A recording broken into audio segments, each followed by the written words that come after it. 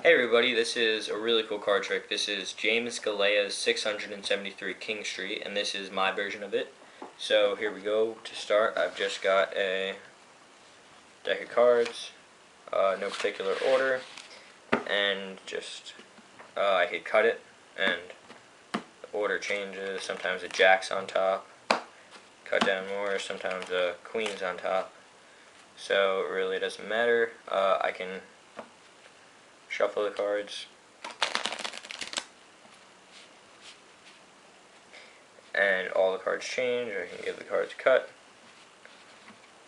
and the cards will always change. So give them a final cut, and here we go. This is a story of what actually happened to me a couple weeks ago. I was walking in the city, and I ran into two girls. They were two redheads, and they had two friends with them who were two brunettes. So we were talking for a little bit, and they asked me what my name was, so I told them, you can call me Jack. I said, well, Jack, we're going to a party. It's on 673 King Street. There's a cover charge of $25. I said, $25? I said, yep, $25. So, just as I said that, my friend calls me up, so I answer the phone. I say, hello, this is Jack. He says, Jack, what do you do tonight? I say, I'm going to a party. It's on 700-something King Street. The girls say, no, no, no. It's on 673 King Street. So I say, sorry, buddy, I actually got that wrong. It's on 673 King Street. And he asked, well, is there a cover charge? I said, of course there's a cover charge. How much is it? That's right, $25. So at this point he says, well, that's a problem because I only have $10. So I say, listen, I know you a long time and I know you have more than $10 on you. He says, you're right, I have 40. So we walk into the party and someone must have recognizes me because they say, hey, Jack. I say, yeah. I say, you want to play some poker? We need a dealer. So I say, sure. So before you play poker, you got to cut the cards. So I cut the cards. And he says, listen, if you're going to deal, you're going to help me out. I want to win this game, so give me a full house. Give me 4s and 8s. So I deal him 2 4s and 3 8s. The next guy says, well, it's cheating. If you're going to help him, help me out too. I want 4 9s. So I deal him the 4 9s. Now the last guy says, okay, now you're cheating for both of them. Why don't you give me 4 aces? Nothing can beat that. With an 8. So I give him an 8 and 1, 2, 3, 4 aces. And he starts to reach for the pot.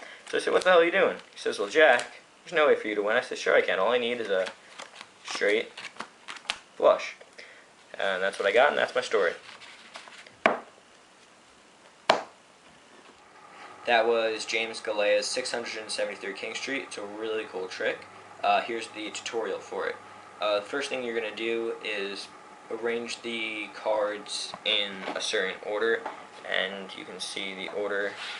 And I have posted you want the cards in that order, and I put the order of the cards down in the bottom bar, or whatever you want to call it. So once you arrange your cards in that order, you can pause this video and come back. So once you have arranged that, the second step is to take the bottom card, which should be the 6 of spades, and just bend one of the corners a little bit, and not too much, but just enough so that when you cut the cards, you'll see a little crease, and you'll see that where that crease is, if you separate it and cut it again, the cards will be back into the same order. That's very important because you want to be able to cut the cards, and you want to let a spectator cut the cards, and as many times as they cut it, you'll always know how to put it back. As long as the order's not disturbed, you'll know how to put it back just by looking at the crease and cutting right there. Now after that, you're going to want to memorize completely the whole story. You're going to want to get the story down without doing any false cuts, just going through the whole story very quickly and knowing it. And you're going to want to be able to do that very fluently, because that is really the most important part of the trick. Then after you've got the actual story down, you're going to want to do the finishing touches, and you're going to want to know some false cuts if you don't know any false cuts. First of all, this is like what a false cut is. It looks like the changing the order, but really cards are still on top. If you don't know any false cuts, I have a video of some false cuts. I'll put a link to that. And you're also going to want to know a false shuffle. I don't have a video of that, but I will put a link to Miss Mag's, Miss Mag 822's, his false shuffle tutorial, and what it looks like is just this. It looks like you're shuffling the cards, but really you're just letting it pass through. and you're just cutting them again. So the order is still the same.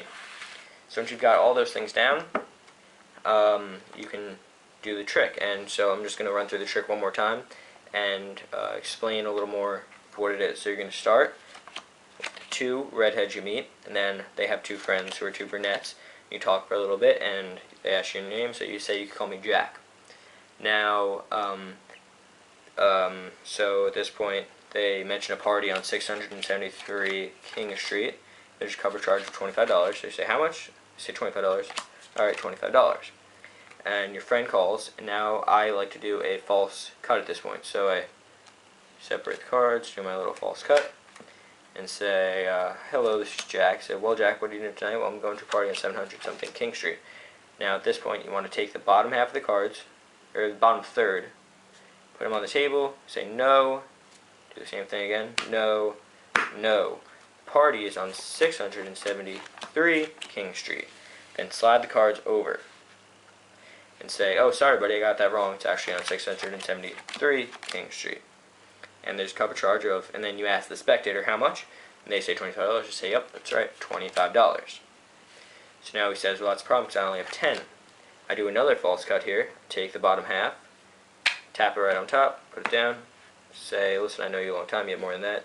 Alright, I have 40. So I take another false cut here, and it gets hard once you get a little more down the pile because you have less cards. And you say you walk into a party, someone must have recognized you because they say, hey Jack. Now, without them really noticing, you just cut the cards again. You do a real cut this time. So you want to play some poker. So yeah, sure. So before you play poker, you have to cut the cards.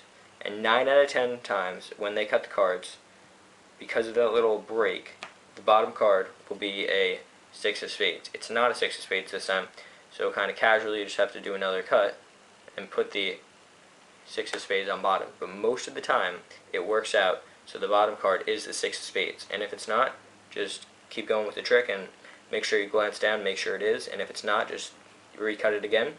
Say, okay, so now you go back to the trick. The guy asks for a full house with 2 4s and 3 8s.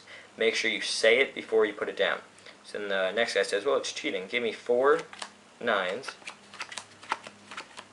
Last guy says, now you're cheating for both of them. Give me 4 aces with an 8. So you give me 8 and 4 aces. Okay, so now you get to the what the hell card. For this, you're just going to want to get a blank card if you have one. This is not completely, you don't need it for the trick, but it definitely makes it a little funnier and makes it better. So you just take a blank card, right, what the hell. If you don't do that, it's fine, but if you do, you just want to pick it up, look at it, make sure it's facing them, say, what the hell? And then you say, well, Jack, there's no way for you to win. I say, sure I can, all I need is a straight flush. So you want to make sure that the 2, 3, 4, 5, 6 are all in the same suit, in the right order. And you say, that's my trick, and that's my story. And it's a really cool trick. It's probably one of my favorite card tricks. So if you have any questions on that, just comment. I'll be happy to answer. But anyways, thanks for watching.